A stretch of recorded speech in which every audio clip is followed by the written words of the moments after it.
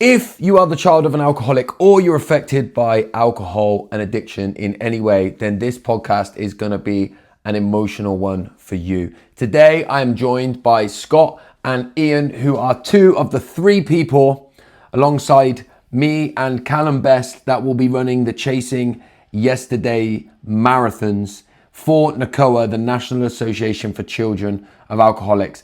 At the moment of this podcast being released, it is National Children of Alcoholics Week, and we are trying our best alongside everything else to raise awareness for children of alcoholics. You're going to hear all about this run that we're doing. I will put the link to the sponsorship below. We've officially launching that link this week, but Scott and Ian will fully introduce themselves at the start of this podcast, and then we'll tell you all about the run and what we're doing to try and raise £500,000 to support children affected by apparent drinking. And at the point of recording this podcast, I can tell you that the run itself that we'll be doing across 2 days, the first marathon being the day after the second one. Yes, that's right. We will run one marathon on Sunday and then go back in time and run the second marathon on the Saturday as we cross the date line.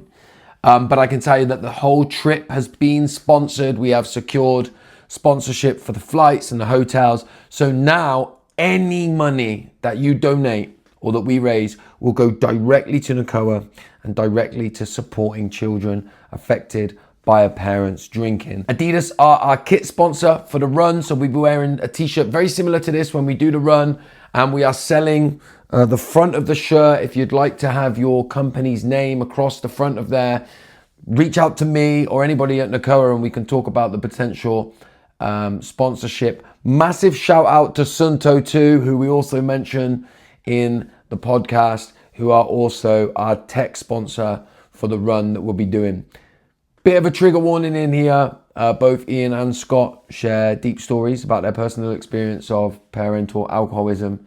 We talk about death and everything in there. So just be aware this could be a bit of a trigger in one. After a bit of banter at the beginning, we do get into some of those deeper stories. So sit back as usual, enjoy this podcast. I'll put the links to everything below. And if you have any questions as normal, please reach out and I'll do the best that I can. Love you all. Dysfunction is everywhere. In our families, in our cultures, and in our systems. And this is Dysfunctional, the podcast that helps you name the things that most people can or won't see. Let's call it out, break it down, and maybe even start a bloody revolution. All right, lads, how are we doing? I'm very good, mate. This is the podcast debut, Josh. What, you've never done a podcast before? I've never done a podcast, mate, so I feel privileged. See, I thought the podcast debut could have been for another one, but when I seen it was called Dysfunctional, it had to be this one. I'm a dysfunctional guy, mate. Having got to know you, I wholeheartedly agree. Ian, what about you, mate? My first podcast in 2009, old boy. 2009? I started my first podcast in 2009.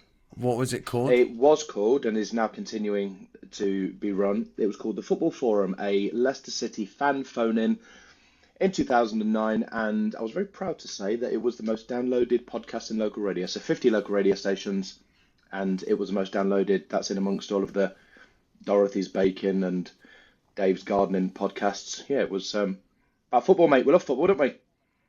What, and it's still going, did you say? Yeah, still going now, yep.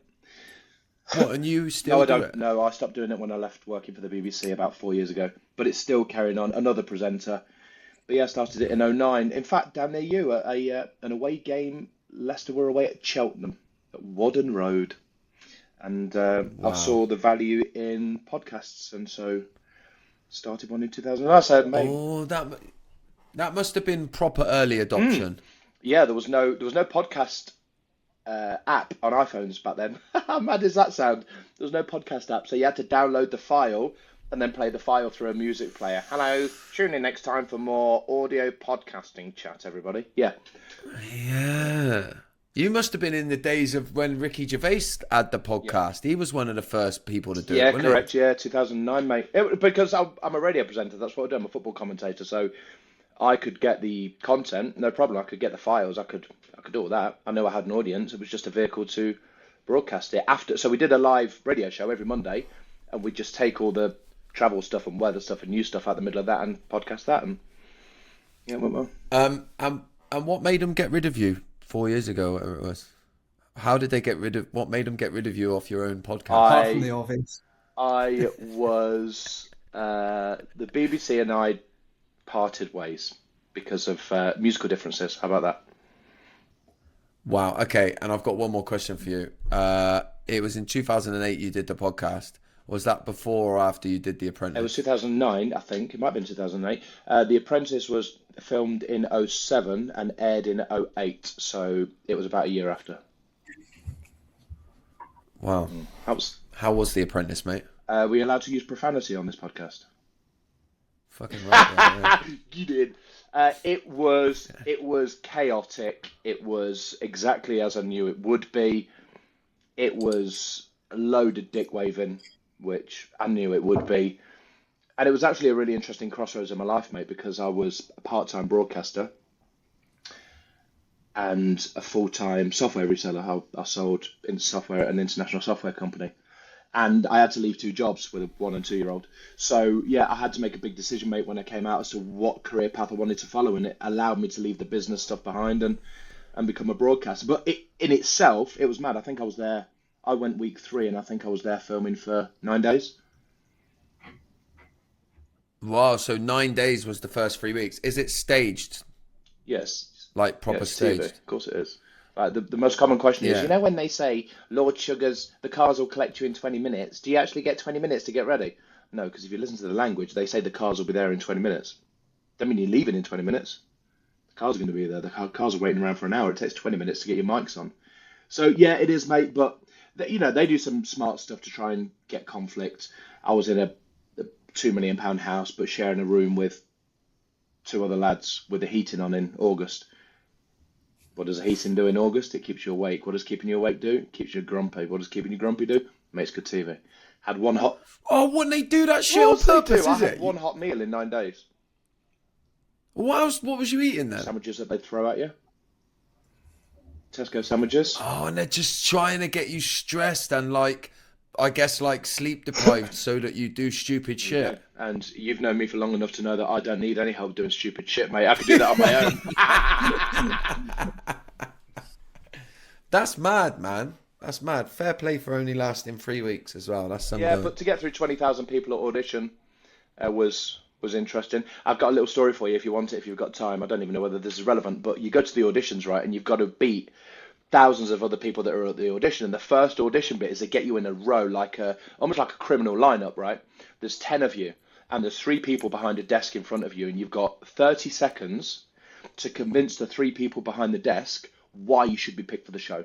And everyone steps forward in their pinstripe blazers and looking all suave, like they're all private schooled up. Mate, I'm from a council estate in Leicester. And they're, yes, I think I've got the business acumen to make sure that Lord Sugar gets a return on his investment in me. Right? And I stepped forward and said, you should pick me for the next show because I'm going to win it. And step back.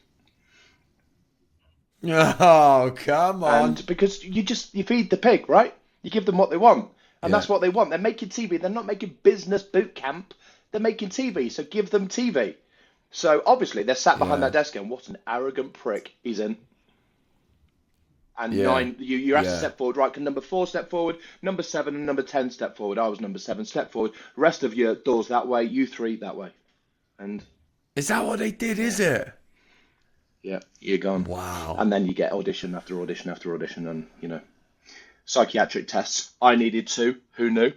And yeah, on you go. Oh, they do psychiatric, what, to check that you're going to be all right when they, like, do all the shit to Kind you, of, mate, kind of. You're looking for the opposite result, Josh. Yeah, Yeah, they want to make sure you are a bit crazy so they can put you the on. aftercare's not the best, mate, I've got to say. And I think that's in most reality TV. Ask Susan Boyle about that one. So Yeah, it's the aftercare is not great, but it's an ace, mate, isn't it? Ask, cover, and exercise. Yeah. All right. Well, Scott, you've got some work to do now because you've got to tell us a little bit about yourself so that the listener can understand who you are. Yeah, so I grew up in Loch Lomond. Do you know where Loch Lomond Shores is? Beautiful. I do, yeah. A stunning part of planet Earth. But it's actually surrounded, you call them council estates, we call them schemes. So I grew up in a scheme close to Loch Lomond. And do you know, my early days, I was a competitive athlete. So I used to swim. I raced swimming until about 16. That's pretty good. So that's kind of how that was kind of my upbringing. And I suppose apart from some parts in the middle that I'm sure we'll get into, my life maybe took a more conventional route. I never went on the Apprentice and became a football commentator. I'd done more traditional university and graduate jobs and took that kind of path. And I suppose the unconventional stuff came after that. So I always had the dream of doing some sort of activism in public speaking, like what I'm doing now. But I suppose I kind of took a reverse approach from it because I had a personal belief that before I go and try and fix something in the world, I really need to fix my own life first. And I had plenty of that to do, I can tell you that. But yeah, that's kind of a rough overview of where I was at. I didn't realise you grew up in that part of Scotland. We used to go there on holiday a lot when I was a kid. Beautiful. Yeah, mate, it's really nice. It's one of the best places I'd say to go in summer, and it's probably contributed a lot to the endurance sport, like getting up the Ben and stuff. You know, have you walked up Ben Lomond? Yeah. Mate, Yeah, I have. Yeah. So yeah, and so it was a big swimming culture as well. When I grew up, so it's quite a deprived area. A lot of it, apart from maybe the bit where the B&Bs are and the actual shores, but they had free swimming lessons. So that's how I ended up in the swimming lessons. And yeah, I was about age 6 when I done my first competition. So you know, see when I went to primary school, I used to ask the other kids, like, so what team do you swim for? And it was like blank look. They had no clue what I was talking about. But I couldn't conceive that no one else was doing that. Does that make sense? Yeah. So since I was competing, and I was taking it seriously, you know, like following training plans from kind of age of 8. So I couldn't understand that no one else was doing that. I didn't really know that there was a different way to live, really. Wow. All right. Well, listen, for the sake of the listeners, we may as well start off by telling them, for anybody that doesn't know, we are now part of what are we calling it? A running team? That'll do. Running group? That'll do. That'll do, mate. Running group, yeah. And we are running the Chasing Yesterday marathons. And I'm going to hand it to you, Ian, to explain to everybody what that is. Chasing Yesterday Marathons is a challenge that we have perfected as a one-off to travel through time. We are breaking time travel rules to run a marathon on Sunday, the 26th of July. We are then running a marathon on Saturday, the 25th of July. Our watches, shout out Sonto, will probably combust when... Go on, Sonto. He's not got his on. He'll have some fake Rolex he nicked from someone on the scheme. Ah, good lad! Good lad. So we're running one on Sunday, and then we're going from island to island. So for the people wondering how we're doing it, the international date line bisects the islands of Samoa. There's Western Samoa on one side and American Samoa on the other, and they are about as close together as Newcastle and Glasgow. They're really, really close. So you just get a half an hour flight from one to the other, but because you cross the international date line, you go back to yesterday. So we finish Marathon 1 on Sunday, same sweaty kit, finish at the airport, get on a plane, all of us, including Callum, Best, and Piers, who's our wonderful support for a million things, including hydration, food, media, and medical support. Piers is going to be with us as well. And then we get on a plane straight away. Half an hour, we land in the other Samoan island, where it's then Saturday. We then run a marathon there. So we are chasing yesterday. And the idea is that as children of alcoholics, we would love to go back to yesterday and do things that maybe we didn't do first time around, but what those things are remains open to interpretation, eh?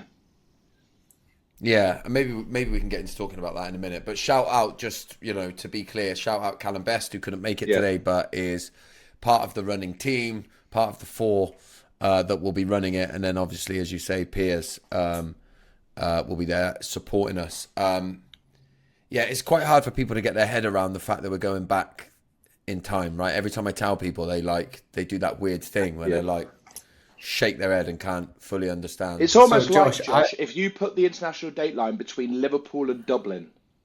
So imagine we're running in Liverpool Sunday, we finish, we then fly to Dublin, where it's the next day because the date line goes between the two. It's similar to that, but it's in the middle of the Pacific. Yeah. Sorry, Scott. Yeah. Go on, Scott. No, I was just going to say that I was doing a presentation in a primary school for NACOA on Wednesday, and one of the NACOA staff had said, "Scott, tell them about the Samoa run." So if you think it's difficult to explain this to Josh's audience, imagine trying to explain this to kids in primary 7. I'm like, so do you know Moana? Context, brilliant, well done. And then fortunately, they had a school trip to Valencia. So I said, right, who's really clever? What time is it in Valencia? And they were like, so it's 9:15 just now. What time is it in Valencia? And then we're saying, right, so the time isn't the same based on where you are. And we built it up that way. And they still didn't get it. So they still didn't get it. Well done. Job well done. What fucking school did you go to where they're going on a school trip to Valencia? Yeah. Mate. Private school that was, wasn't it? No. You like to think we're scrubbers up here. We're doing all right. Yeah. The wheels came. Well done. You obviously are. When I was at school, mate, we didn't do any school trips because it was the years of foot and mouth. Do you remember that? Everything just getting cancelled because of that. Anyway, I digress. So look, obviously, we're all children of alcoholics, right? We're all running the race for that reason. Scott, I'm going to come to you first. Do you want to just give us a little bit of maybe a background at how and why you found NACOA? Yeah, so as I say, I grew up in Loch Lomond. Both of my parents, interestingly, are children of alcoholics.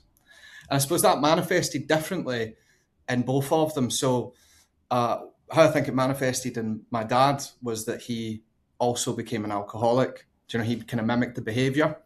And how I think it manifested in my mother was that she put up with it. I think it's normalised in her life. So then obviously my dad's drinking, but when I was really young, I didn't really notice the signs, like it could be like unpredictability in behaviour. So I didn't know whether he's going to be angry or happy, or really why, if he was angry, why he was. But kind of in retrospect, you start to learn that. And I suppose if you follow that through, his behaviour gradually got worse over time. And in direct correlation to that, because I was actually a pretty good kid until maybe like 15, 16. That's when I started acting out. Also when I started to lose swimming, not to make excuses. But in direct correlation to his behaviour spiralling is direct correlation to his behaviour at home to my behaviour outside of home. Does that make sense? It does, yeah. So then I start drinking cider in the park and acting up, But I suppose in terms of how that brought me to NACOA, I was out misbehaving. Behaviour was shocking. Really, in fact, I wrote an article on this. I don't know if either of you read it. It's on the NACOA website, because I was that good at being a scapegoat, mate, that I wrote a guide to being a perfect scapegoat, and it's a step-by-step guide because I've done it so well that if anybody wants to become one, then they could just follow my blueprints, right? It's obviously satirical. But I think I never really had like a rock bottom. I started, I lost a lot of friends, had to make a lot of apologies from the behaviour I had. And one day really I just went, you know what, enough's enough. I'm going to nip it in the bud and I'm going to go and do something really, really big. And this was about 8 years ago, right? So 8 years ago, I Googled children of alcoholics, right? NACOA came up, and I looked through the website. I found there was public speaking and stuff, and I thought, wow, that could be what I could do. That could be some sort of purpose, you know? But then, as I say, like, I'm very cautious about going and trying fixing the community or fixing the world, in a sense, before I fixed my own life. So then that became a process. And it was on the exact same day I Googled, right? And this is mental because I had no money, and I also had, like, I was wild on the booze and the drugs and stuff. So I Googled, what is the toughest race on earth, right? And it came up, and it was the Marathon des Sables. And I thought, I'm going to do that, right? I'm going to do that. I had no idea how I was going to pay for it, how I was going to get fit enough. I said, I'm going to do that, though. And it was about 4 years later before I thought, this is realistic now. I'm going to contact NACOA now. And then I contacted NACOA. I spoke to Piers, and he believed me when I said it.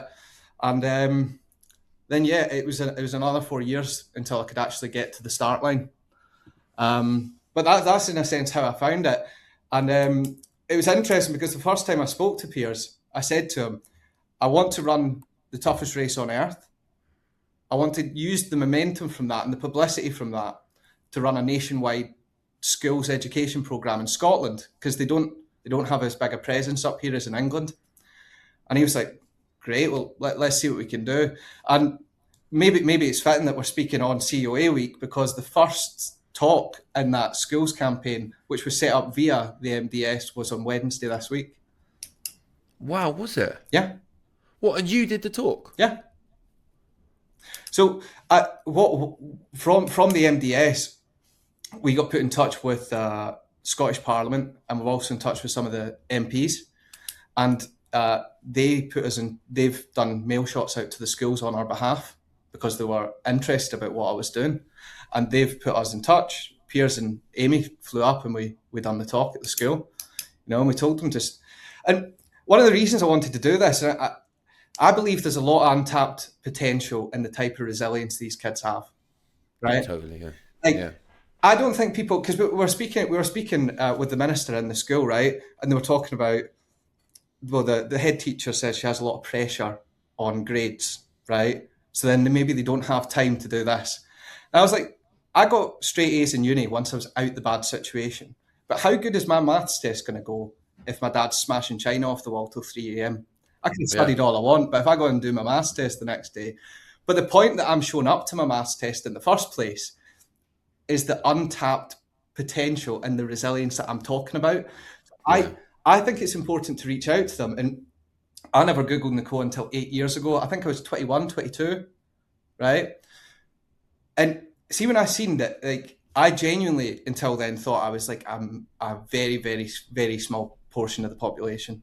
Yeah. See, when it's like it's 1 in 5. I was like, I had no idea. I thought I was the only one until like my late teens.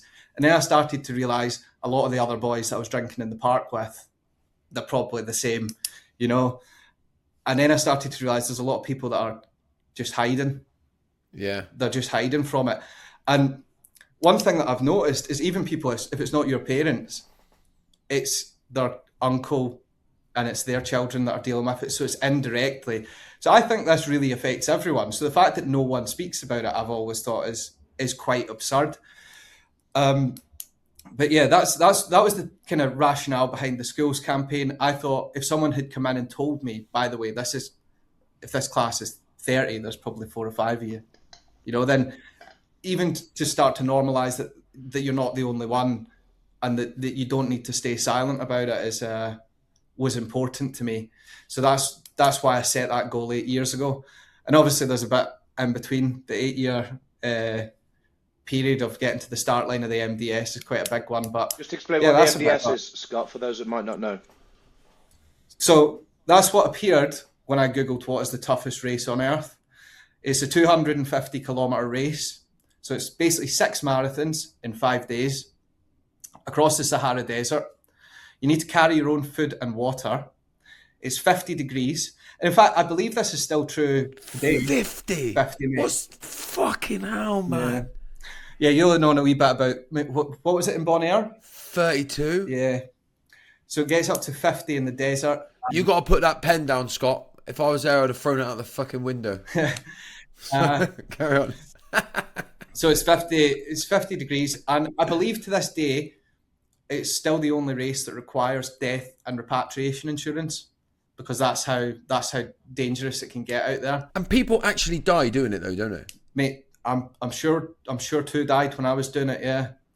Oh man. So it's pretty full on, and do you know there's some of this. I'm surprised no one died in the camp. There was tornadoes hitting the camp. The only time I'd seen a tornado was in The Wizard of Oz at the start. So, what? Tell me this, right?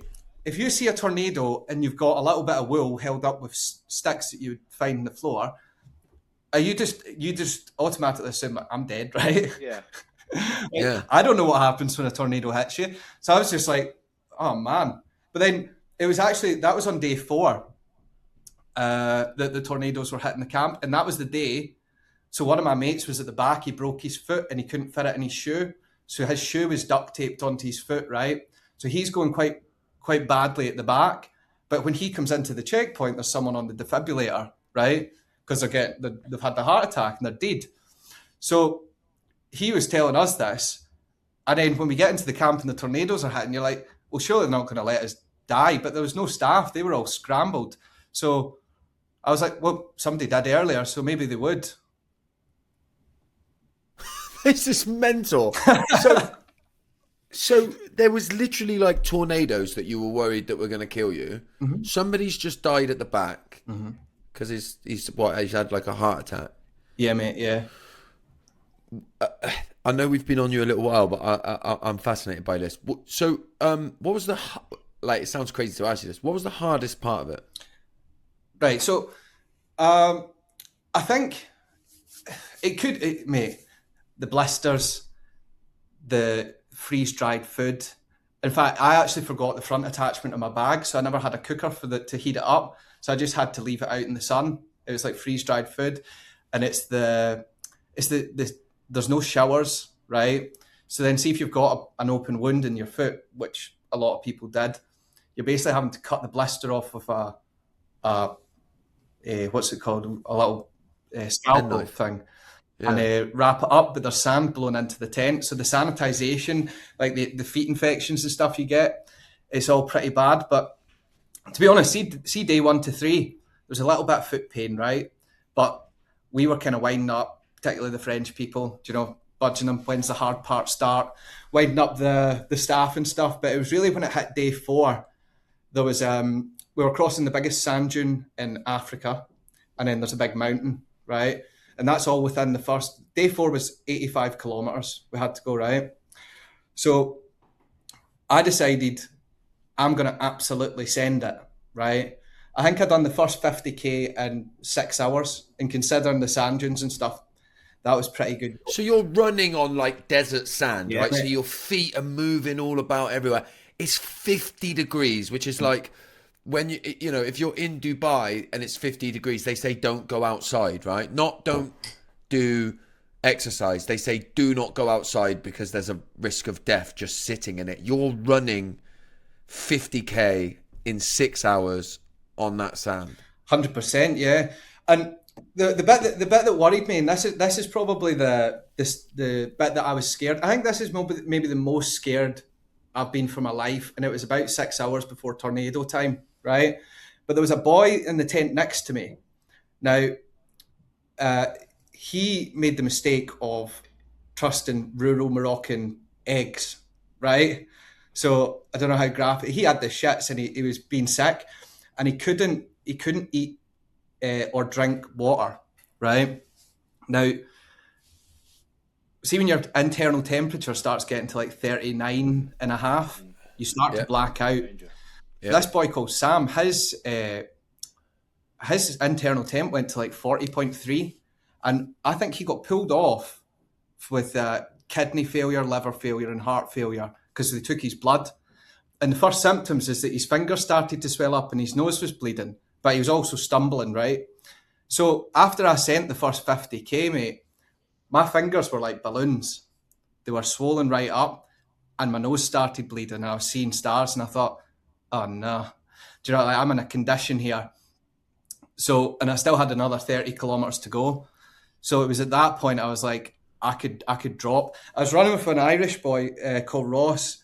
I'm good mates with him now, and we had to have the chat where I was like, see, if I drop, mate, do not push my buzzer, right? Because you've got a buzzer in the shoulder. If you push it, you're out. So I said, see, if I drop, mate, don't push my buzzer, just leave me, because on the chance that I get up, like fill my water up, and the chance I get up, unless the next person finds me. So we actually had that chat. And the poor guy was shook, mate. He's a wee Irish guy. He's sound as, but he was 22, so I felt for him later. There's a COA right there. Don't call for help. Whatever you do, that's insane, man. I mean, I know you did the Marathon des Sables, right? And like, we've had like some conversations about it, and I knew that it was bad, but like, people need to understand as well, right? Matey, who they needed to take off, it's not just like, he don't have like a medical team on standby as such, does he? It's like, mate, he was in a 9-hour taxi to Marrakesh. I also heard, I can't imagine that's fun with kidney failure, but he's, I'm sure he was like a 2-hour 20 marathon runner, like an elite guy.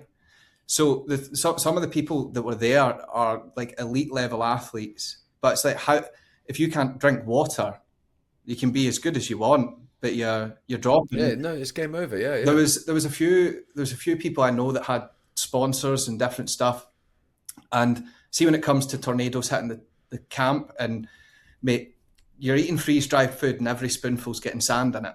Some people just dropped. They're just, I'm not doing this. But I think this is part of the superpower, right? If you grow up in a scheme or a council estate with alcoholic parents, your life's shit anyway. You're used to this, mate. You know what I mean? So you kind of, your tolerance to bad things is higher. Yeah, and you have, I think as a COA, a lot of COAs that I meet, not all of them, but a lot of them have this thing that all three of us have got, and I'm going to come to you in a second, Ian, but we... like, when I know this challenge that we're doing is it's not as extreme as what you're talking about there, but I have always had, and I believe it comes from being a COA, like I never have I won't be able to do it. I just have I'll do it. I'll fucking do it. Do you know what I mean? Like if you, it would be crazy, but like, I don't know, strictly speaking, if you said, we're going to do the Marathon des Sables next week, I've got a spot on it, I wouldn't be like, I'm not doing it. I'd be like, I'm coming, and I'd be like you, and don't turn my fucking buzzer off. I'm going. I'll try. Do you know what I mean? I mean, I probably, if that was true, would actually die, but I would be back. It just wouldn't be a no. I'd be like, yeah, I'm going to do it. And I'm almost at my best actually in those moments. You know what I mean? Do you know what? Sometimes even if it takes 8 years to get to the start line. Yeah, which is crazy. Ian, let's come to you, mate. Tell us a little bit about your sort of backstory, how you found NACOA and got to where we are. Yeah, thanks, mate. I found NACOA in a very, very odd way. If you're religiously aligned, then that would certainly point to that. If you believe in fate, whatever, then it was that. My wife worked with a lady called Kerry, and as you chat to your partner over the housework, yeah, good, yeah, and you get to know these characters vicariously through your partner. And my wife, yeah, I think you might work with her other half. Okay, he's a works in your industry. I won't give away his particular profession. But I think, and anyway, I did. So I knew my wife's work friend's partner. So it was one of those odd things. Anyway, and when I lost my mum in 2016, Ange and I got chatting about different things, and she said, I think Kerry, who Josh, represents a charity that supports something to do with alcohol. So I was following Kerry on a social media platform, shout out Kerry, And I reached out and said, tell me a little bit more. I'd done loads of fundraising before. I'd done loads of fundraising for a charity called the Bodie Hodges Foundation. They're a charity that support parents who are bereaved of a child. They lost Bodie when he was 10 months old in very tragic circumstances. I'd supported them for 10 years, and for different reasons, I wanted to try and find something a bit more aligned to me. And I love the charity still. Bodie Hodges are incredible people. And so I reached out to Kerry, and Kerry put me in touch with Piers, and Piers and I had a chat, and I told Piers a story about my late mother, and I just want to help. You want to help people. So I'm relatively new to the charity. I think I've been aligned with NACOA for only a couple of years, really. And I've always wanted to help and support, and that doesn't mean I want a badge. I don't want a medal. Doesn't even mean doing things that we're doing. If that's turning up at an event and being a car park marshal, I'll do that. It's just nice to help. I lost my late mother, Christine, in 2016. So behind this camera, in fact, you can probably see behind me, there's a football shirt for Yuri Tillemans. As a football commentator, I covered Leicester City for 14 years, and I commentated on every game. And my late mother, we're from Leicester, and she'd queue up for tickets with me, and she was wicked in helping me with my football, because my mum and dad split when I was a young boy. My dad wanted to take me to the football, but sometimes my mum would queue up for the tickets for my dad, and they hated each other at that time. And anyway, the relevance of there being a big picture behind this camera that represents Leicester's greatest day, which is the 2nd of May 2016. That's when they won the Premier League. And I was working and commentating on the game, actually the Chelsea Spurs game, for the football fans out there, which won Leicester the Premier League. They actually didn't play the night they won it. I remember. Wow. My mum died 2 days later, so that was the 2nd of May 2016, and she died on the 4th of May 2016. But she wasn't found until, I think it was 27th of June. Wow. And she lived in Lincoln. She'd been supported by Women's Aid, by crisis teams, and a huge thanks to all those people that helped her with her battles with this poison. And Josh, you don't need me to point out what May and June does to human flesh.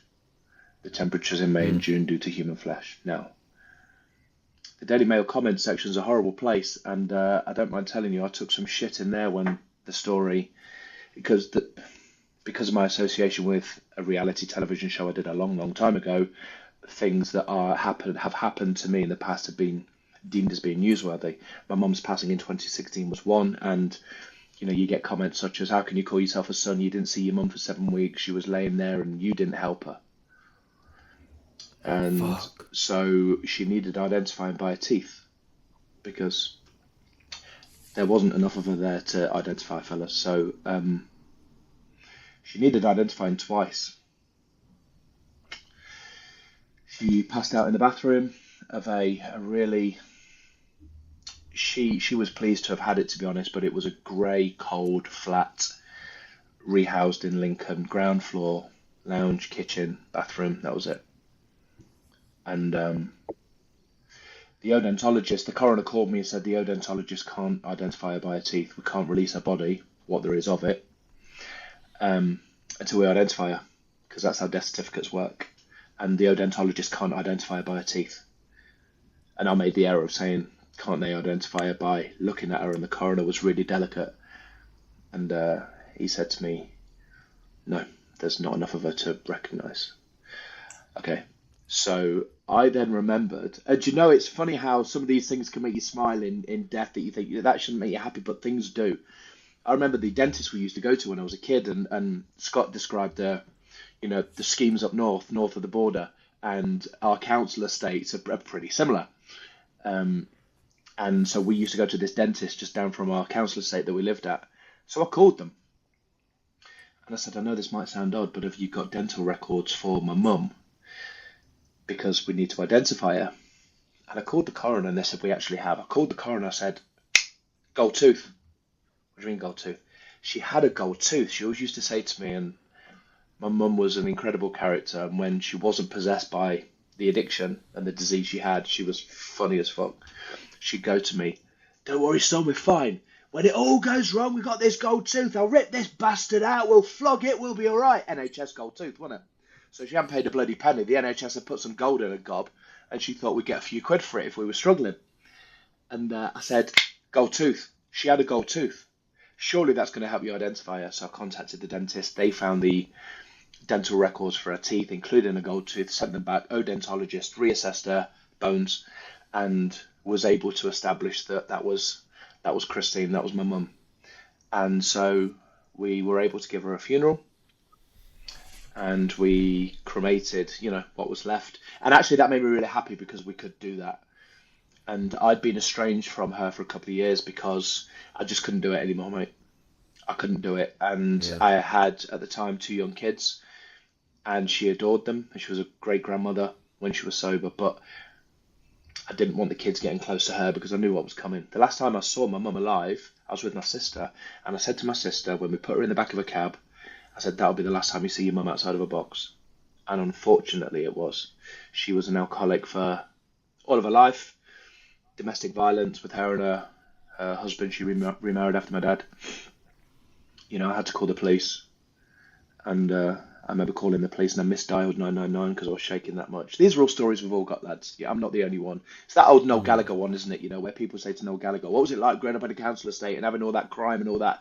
And I said, well, it was normal because the guy next door was the same and the kids next door were the same. So for me, it was the same. For you lads, none of this, I'm sure, will be particularly groundbreaking. But yeah, we had the domestic violence, mate. We called the police, and I called the police, and saw my mum get hit and beaten up, and alcohol ruin our lives. But I decided to try and do something to help because I want to try and help that 10-year-old kid that needs support, and that's what NACOA do. And what NACOA do, goodness me, Hillary, Piers, and everybody associated with the charity are incredible people that just are selfless and try and help other people. So through my mum's passing, which is 10 years ago this year, 10 years ago, in fact, when we run, it'll be a few weeks after the 10-year anniversary of her passing away. Yeah, wow.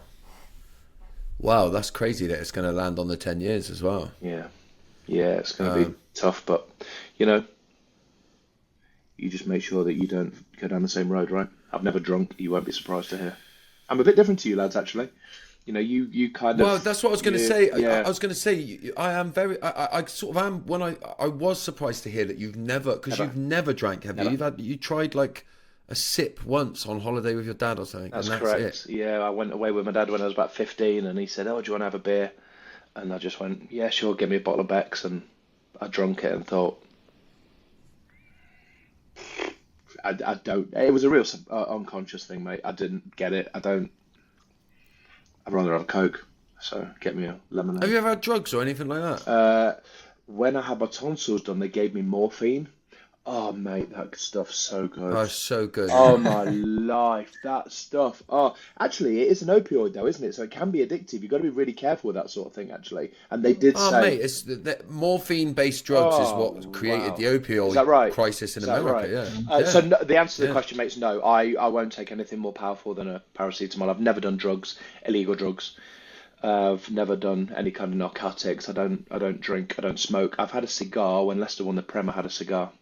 But that's it. And it was all unconscious, lads. The last day of school where you all sign each other's shirts and you got your blazers on, you're like, fuck school, we're done, lads, way. Everyone goes down the park and they've all got a bottle of bud and they're all having a drink. Strange joy. And I remember that day. I can put myself in exactly the place I was when I was 16. I just went, no, I'm all right. Huh? I'm all right, lads. I don't. You crack on. And just from there on in, I never ever drank, and I have never drunk, and I will never drink. Were you tempted to drink in 1993 when Swindon beat Leicester in the final? Please, Josh, can we not discuss that? Because that was I cried like a child. I was there, mate, because you got to remember, Leicester were there in 92 and lost to Blackburn. They got there in 93 and lost to Swindon. They were 3-0 down. They got to 3-0. I jumped at my dad from my seat, and we just both started crying, thinking, shit, we're back in this. And then another fucking dodgy pen, and we went down 4-3, but won it the next year. It was never a pen. I was there as well. I was there. I was there when that. I mean, I was very young, so I don't really remember it, but I do remember going back to Leicester under Paolo Di Canio, and I can tell you that you have police cells under Leicester City's ground in your new stadium. That's There's correct. police cells underneath That's correct, it. Josh. Did you enjoy the facilities? They were very nice. Yeah, I spent the last half an hour in one of them, I think, until we were escorted out and then hounded by a load of Leicester fans. There was one hanging off the back of the minibus as we drove. That was probably the season Leicester were in League One and Swindon were in League One, right? Well, I think it was in the cup. It was under Paolo Di Canio. Because I just remember we sang Paolo Di Canio's name for so long. I'm almost certain it was in the cup because we took 3,000 and you wouldn't let us take that. I was on a normal commentating. game with I you. was upstairs working. Was you? Wow, you should have popped down, mate. Yeah, You I'm alright. could have bought me a cup of coffee or something. I'm alright. So yeah, that's a bit of me, lads. That's my mum. My dad has a relationship with alcohol as well. Which I don't want to speak out of turn, but would you believe? So how about this quick one, 20-second story. I left my mum's care when I was 13. My mum and her then husband, there was a massive fight, and I mean physical fight. And I left my mum's care when I was 13 to go and live with my dad. I left Leicester and went and lived in a kind of near Milton Keynes, a place called Newport Pagnell. And guess what my dad's profession was, everybody? That's right, kids. Publican. Landlord of a pub. Was he? I Yeah. moved in to live in pubs for the next 4 years. So I left an alcoholic mother who was suffering with domestic violence, and I moved in with my dad, who was a landlord, with my stepmom, who I adore still. They're separated now, but I adore her.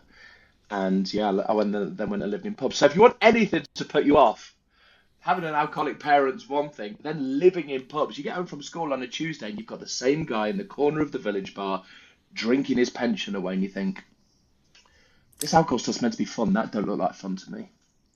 That's a terrible way to speak about Josh.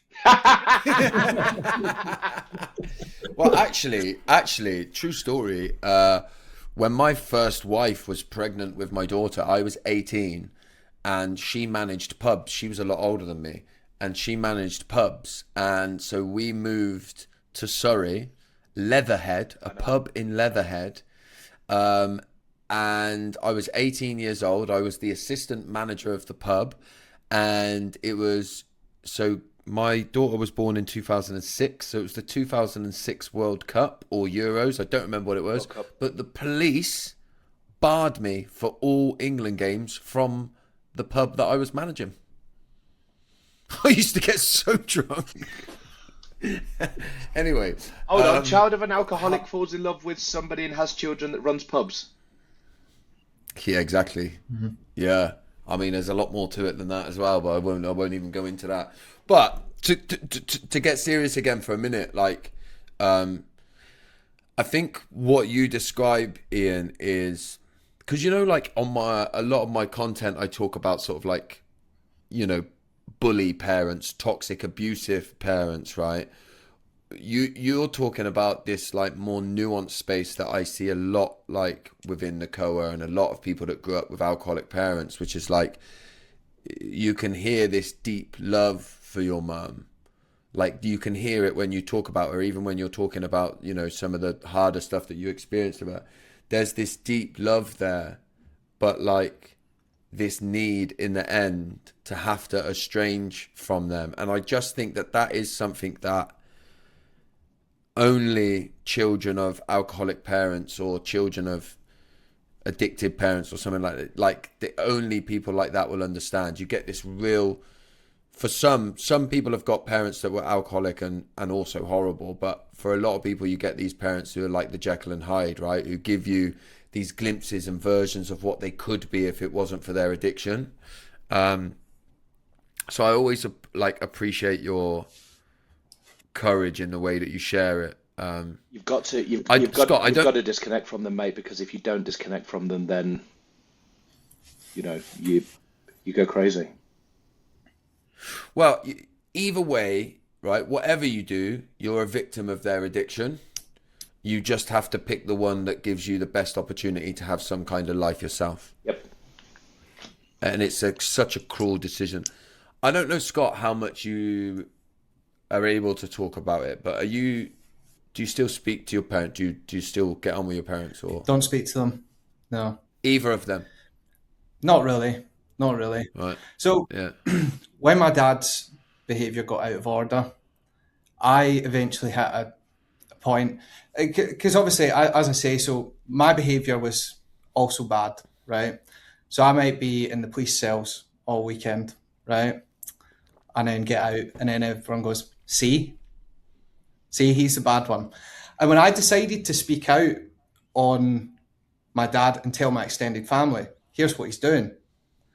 Well, they've heard about my behaviour from everything from being 8 years old and smashing my iPad all the way up to, coming out of jail at 18 years old after a weekender. You know what I mean? They've heard all these bad stories about me, and this is the first time they're hearing something about him. Does that make sense?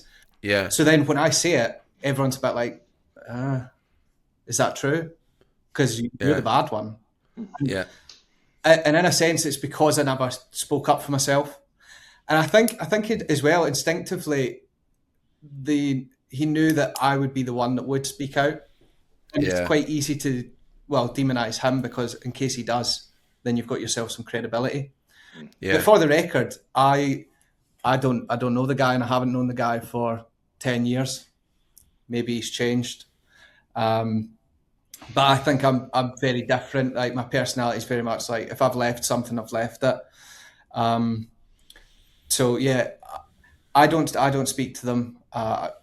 If I ever feel that I want to, I will. But why is it? Yeah, Do you mind if I ask a question, Scott, and to you, Josh, as well? And I hope this is kind of an open conversation where this is acceptable. Why is it? Do you think it's one of those things where you almost get gaslit as the victim, that it's your fault? Or actually, Josh, you've spoken about this on some of your content, that you almost start questioning yourself, like, hang on, am I the problem here? Is this me?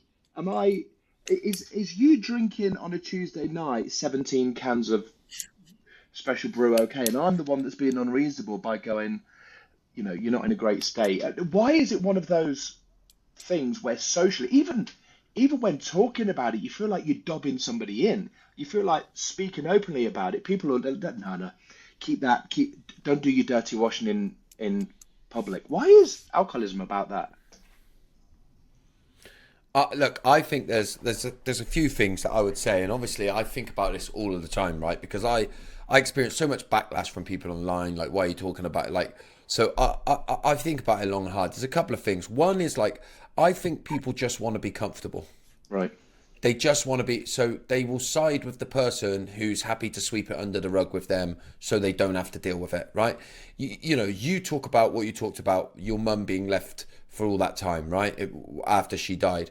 That makes people feel uncomfortable, right? Because it's uncomfortable. So, like, why are you talking about it, right? They don't want to go, oh my God, this must be so hard for you. Like, the complexities of everything that comes with an experience like that. Like, in order for me to be with you, I have to go, fucking hell, man, I feel awful. And people don't want to do that. Right. So they just want to go, you stop it. She was a lovely lady, Rhoda. Why have you got to talk about it? Yeah.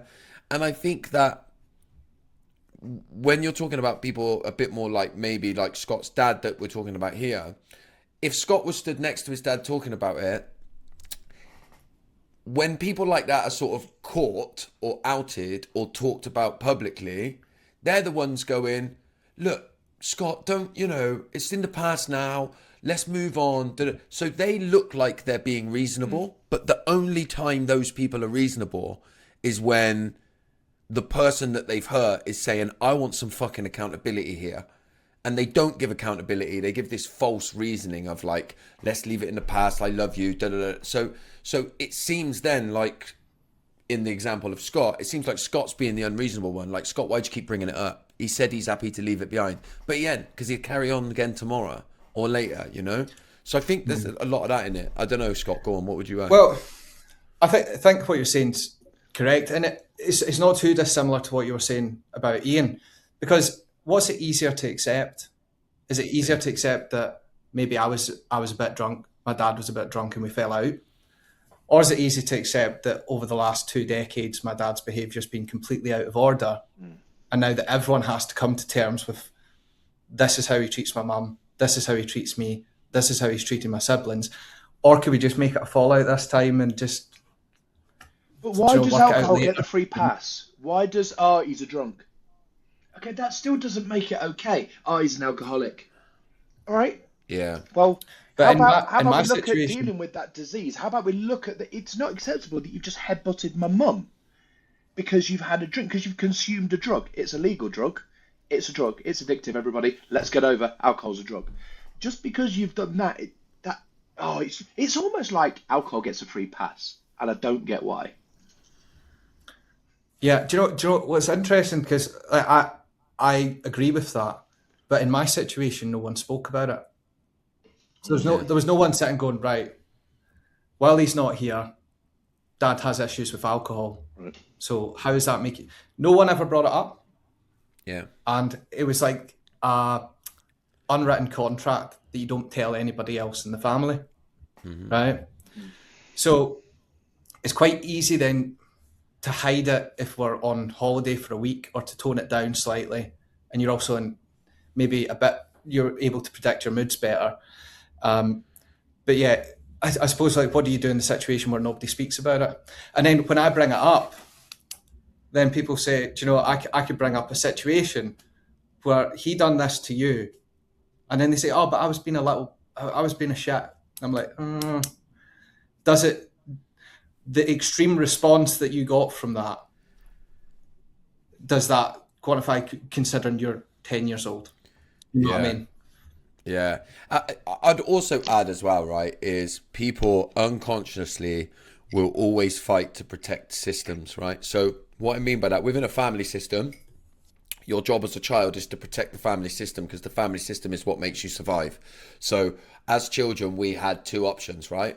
I either admit that my dad was an alcoholic and couldn't love me and was horribly abusive, right?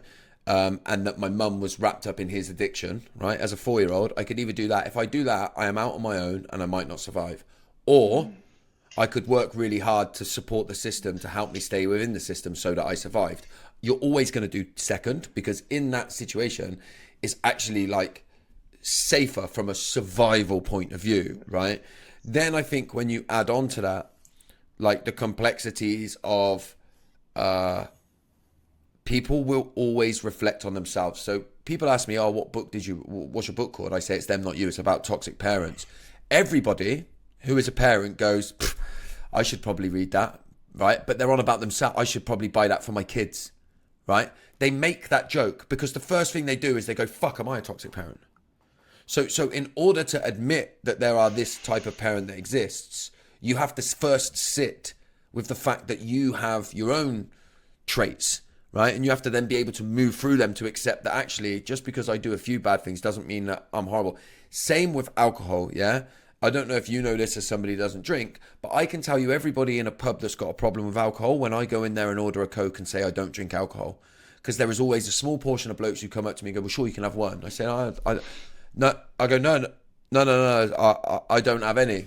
Well, I drink 3 or 4 times a week, but I ain't got a problem. Yeah. All right, I could do that. Yeah, but it's not a problem. I go, all right, yeah, cool, that's cool. Yeah, but I don't have an alcohol problem. All right, I can mate, stop where I want.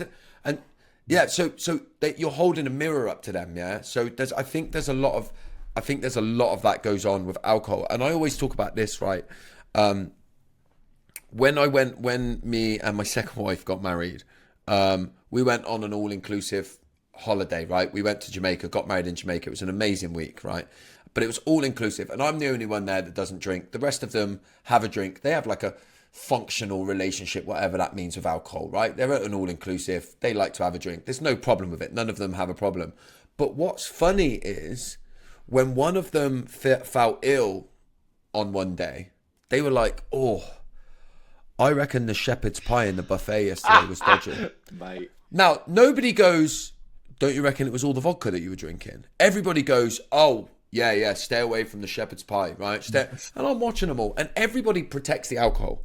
And then it happens again. 3 days later, another one of the families like, that fruit juice that I was having with my vodka yesterday, I reckon there's something weird about that because my head's pounding. And I'm like, that's because you've done 6 days in a row of smashing vodkas with the fruit juice in the blazing heat, right? But everybody goes, oh yeah, okay, right, don't have the fruit juice today. Because subconsciously, without even knowing it, they're always, they need to protect the relationship with alcohol, because nobody wants to go, maybe we should have a day off the old booze, because they can't, because it's all inclusive, and so you've got to have it. And that's even people that, you know, have a healthy relationship with alcohol. So I think there's a lot of that goes on as well.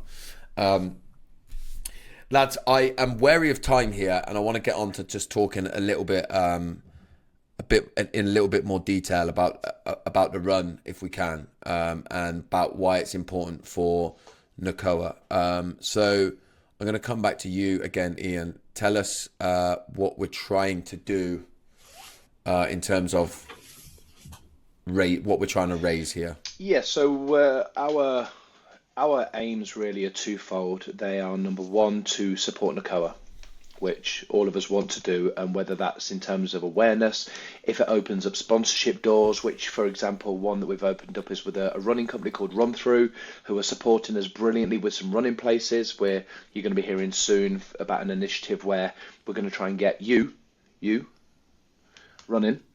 And the second part, as well as opening doors and trying to raise awareness with NACOA, who do a great job of that anyway, is to do it, is to actually be a band of brothers. And something I found really helpful in the kind of, how long have we been chatting, lads? Kind of not a year yet, is it? It's, let's say, kind of 8-9 months, whatever, is to do it.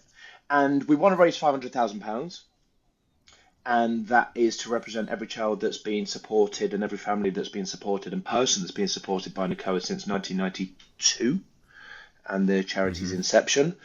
And that's ambitious. But the good news is that the trip, because it's in Samoa's not round the corner. So we have thankfully got a flight sponsor, the lovely people at Scott Work are helping us out. Shout out Scott Work. And we've got a lovely, and by the way, none of us are wearing Adidas, which is bloody great from us. We've got a kit sponsor in Adidas. Shout out Adidas, who have supported us. We've got a resort sponsor. Essentially, the trip is cost neutral. It's costing NACOA nothing. So now we need sponsors. We need somebody who would want to sponsor Marathon 1 and be on our shirts. Our social media reach is about 2.2 million people between all the social media accounts that are connected with the run. We need a headline sponsor, a travel sponsor. If you've got a business and you want to help support these four lads, as you've heard, Scott's quite good at running. I've run with Josh. Neither of us are going to trouble Team GB. So Josh and I are waddling around. Don't you worry about that. We're going to have to put some fucking elastic on that geezer and ride him like a husky in Norway, which is quite a thought. So if you want to help us, this is going to be hard. It's going to be really, really hard, but we're after corporate sponsorship. We would love your support. Do you know, we're going to be launching a link in COA week. If you could donate £2, it'd mean the world to us. It really would mean the world. So if you could donate anything, we'd be really, really grateful. We're going to try and finish it. Run a marathon yesterday, having run one today. In July this year, we desperately need some commercial support. And aside from all of that, which is kind of the main aim, I've got to say it's lovely being with a group of lads who have all, unfortunately, been the same as me. And Scott says it right at the top, and you're right. As Michael Jackson once sung, I'm not alone. There's other people in there that you guys have been really therapeutic to me. So send me an invoice. Yeah, yeah. And just, mate, thank you. And yeah, just to be like really clear as well, like we are at the point, and look, this is coming out, this podcast is going to come out in COA week. So we will put the link to donate will be below this. All right. Wherever you're listening to or watching this, you'll find the link. If you can donate £2 or £2,000, you know, if you're part of a company that can maybe like donate, I know a lot of companies do a charity of the year or charity of the month, like think about allowing us to be that, because we've got to the point now, and Scott, I'm going to give you a second in a moment to just talk a little bit about your company and what they're doing, because I want to give them proper bit of airtime. But like travel is now covered, hotel is covered, like whatever you donate now will go directly towards funding training in schools, funding support, direct support of children of alcoholics, right? This is no messing about now, you know. Any money that you don't donate will go directly into the pocket of NACOA so that actual work can be done. And so I just want to make that really, really clear. But Scott, why don't you just quickly tell us a little bit about what your workplace are doing for us. So Scotwork are the world's leading negotiating consultancy. They're also my lovely employers, and they're very, very supportive of me and of my background and of my mission. As the child of an alcoholic, out to support the other children of alcoholics. So they're very supportive of the mission, and to make sure that we are cost neutral and that we have all things covered, they have very kindly offered to pay our flights to Samoa. So that is us. Now, anything that we get is just pure profit. You're paying towards things like the school speaking campaign that I'm running in Scotland, things towards like that, educating children, helplines, it all goes towards that. So you're not paying for us to fly anywhere. It's all towards supporting the kids that need it.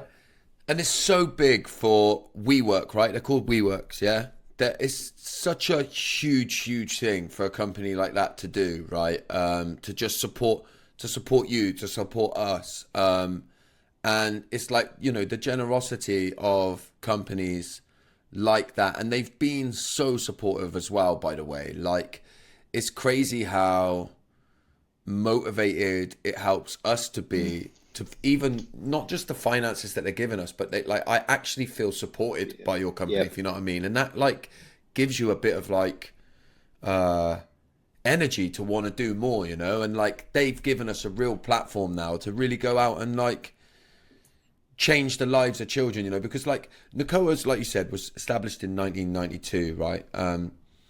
I remember when I was similar to, I think it's what you said, Scott, at the beginning, when you sort of, you Googled children of alcoholics and then realized you weren't alone, right? The first thing I ever did for NACOA 10 years ago now, actually, I think it's 11 years ago now, I established a blog online called Being a COA is a Thing. COA is a Thing, it was called. Being the child of an alcoholic is a thing. Because I couldn't believe it. I couldn't believe that a charity existed and that I wasn't alone in this, right? And we're now talking about setting, you know, and NACOA already doing it on such small, they rely solely on donations, solely on volunteers. There's no government funding for NACOA, right? That was cut. We had a couple of years where they did, and then it's cut, right? To get into schools, the difference, and actually let me ask you both this, and we've probably got like about a 90-second answer each. What difference do you think it could have made if your school actually had an assembly at one point where people came in and did an assembly? I'll come to you first, Ian. If an assembly came into your school and just did a presentation, this is NACOA, they support children affected by parents drinking, what impact could that have had for you? It would have made me realise as an 8-year-old boy that I wasn't alone. It would have made me realise that I deserve help. It would have made me realise that I deserve support, and it would have made me, at the end of the assembly, go and stand as a little 8-year-old kid about to go out to lunch and play football with his mates and everything's forgotten. I'd been able to have a chat with somebody and say, I think my mum's got a problem.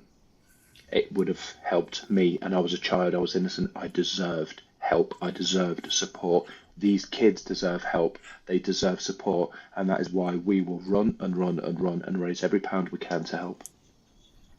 Yeah, and Scott?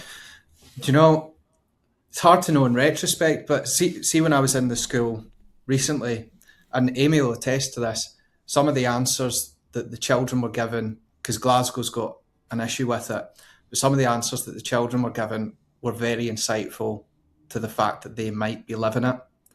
So she read two extracts from a book, and one of them was really about how she goes home and everything's nice, and there's her favourite food and her favourite juice. And they say, oh, what does that? And most kids are saying, yeah, it makes me happy, blah, blah, blah. One of the kids said, I think and this is before they know anything about the alcoholism, and he said, I think that the mum's just doing that to say sorry for her behaviour last night. And we're a bit like, wow. How old are these kids? Why would you think that? And then we read the extract second, which is about the alcoholism. So he automatically assumed that first. And I thought, because that happened to me. So that kind of got me a bit, you know. So the questions that these kids were asking, you know, I can kind of see it instead of looking in retrospect, like what would I have done? Perhaps I would be, almost exposing the situation that I'm in to adults. Yeah. But, we were speaking and 3 kids have came forward to, this guy was amazing. He's called Dave, and they call it Dave time. And he's a kind of pastoral care guy, and he picks up some of the kids that are disadvantaged. But I genuinely think this guy has been doing this for decades for zero recognition. And this is the first time, like, generally this guy got recognition for it. And it was from one of the ministers for alcohol policy. But he was saying that the kids will come home. The kids will come to him before going home. And one of the kids had said to him, as a result of Amy's presentation, I don't think he knew if this was a problem or not. But he said, "Oh, I know the difference whether if my dad has 8 cans in the fridge, he'll be fine. But if he goes to the pub with his friends, I know I need to hide in my room." And Dave was like, "Oh, tell me more about that." And it's about having to... So what he was saying is the problem is that adults act shocked and then the kids try to hide it. Yeah. Right? Because you're having an adult response to like what they're used to, which is like a child response. So it's hard for them to understand, but it's trying to pull yourself back from that and find out why. Yeah. Yeah, it's interesting because one thing that they were saying, and sorry to go on, but they were saying a lot of the teachers don't want the responsibility if the kids get taken away or the social work get involved, right? A lot of the kids, like I wouldn't want to, as a child, because what happens if you go to social work and it's worse? I don't know what's happened, or it's false and it's worse. You don't want your parents taken away as a kid, so you're protecting them as well. Yeah, exactly. So, but then I think the teachers don't want to be responsible for that either. Yeah. And then I don't really think anyone knows what to do. Yeah. So they just leave it. Yeah. Yeah. And Josh, before we, like, sorry, I'm really... sorry. You carry on. No, I'll come back to it. You carry on, mate. No, I am going to come to you. I want you to come. I want to come to you, but I just want to say something as well. Yes. I've done a lot of work in like secondary schools, so with like 12, 13-year-olds. And you know what happens by that age? They come up to me afterwards and they talk to me in code because they know the system now. So they go, "You're just like me." And I go, "Okay, cool."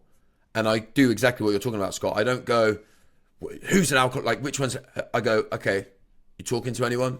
They go, "No, never said a word to anyone about anything." And when I say to them, "Is there anyone you can talk to at school?" They go, "No." And I say, "Why not?" And they go, "Safeguarding." Because they know if I go and tell anybody what's going on at home, they will not keep it a secret. Because of safeguarding, they will have to tell somebody, and the person they have to tell will be the very person I'm talking about, and then all hell is going to break loose. Yep. So they don't tell anyone.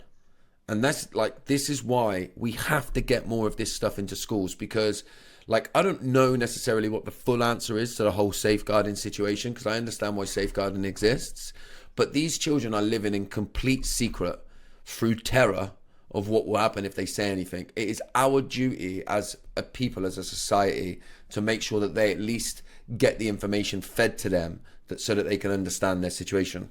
But Ian, you were going to say something. Go on, we got time. Yeah, so briefly, I just, and what you just said, Scott, about the kids in the school, it's reality, isn't it? But it's so tough.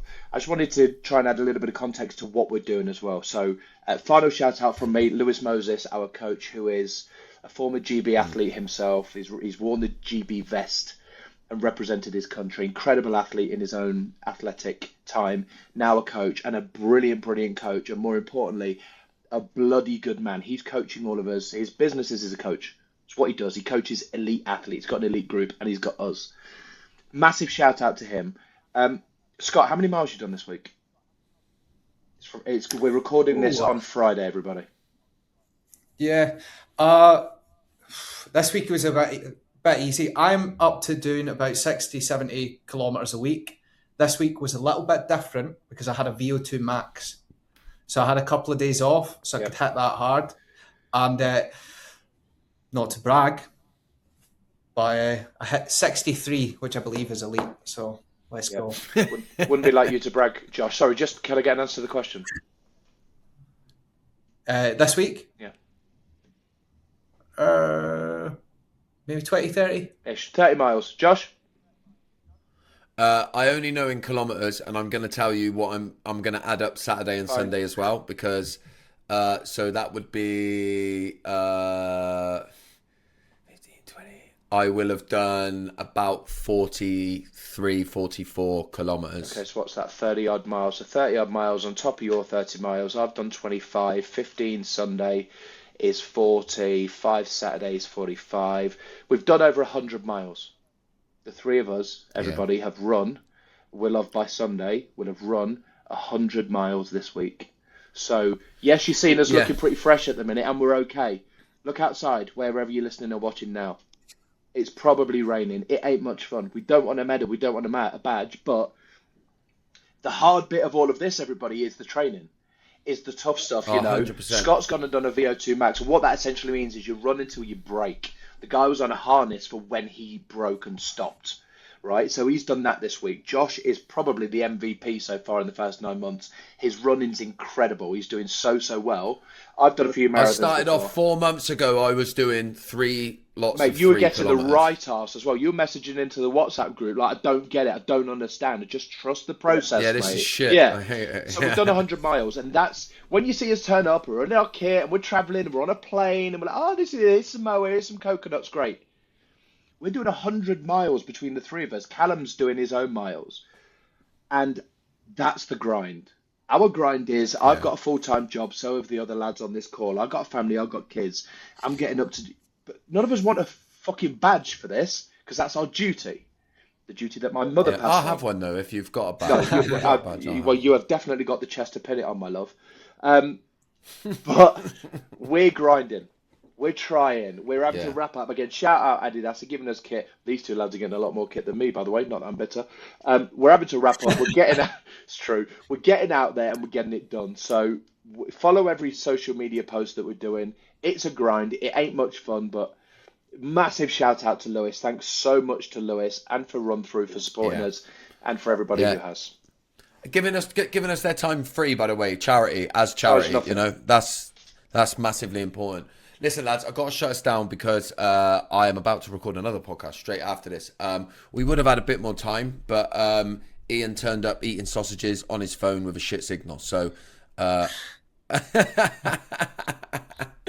listen, lads, I'm going to put this out next week. I honestly can't wait. It's been a really powerful conversation. And I'll put the links for people to donate and to the NACOA website below. Love you all. I did tell you it would be dysfunctional. So thank you for sticking around till the end here. And if you have enjoyed this podcast, then please help me to grow Dysfunctional by sharing with your friends on social media. You can find me at Josh_FFW. And then wherever you're listening to this or watching this, please make sure that you've liked and subscribed, left us a 5-star review and a comment if your platform allows it. And I'll see you on the next one.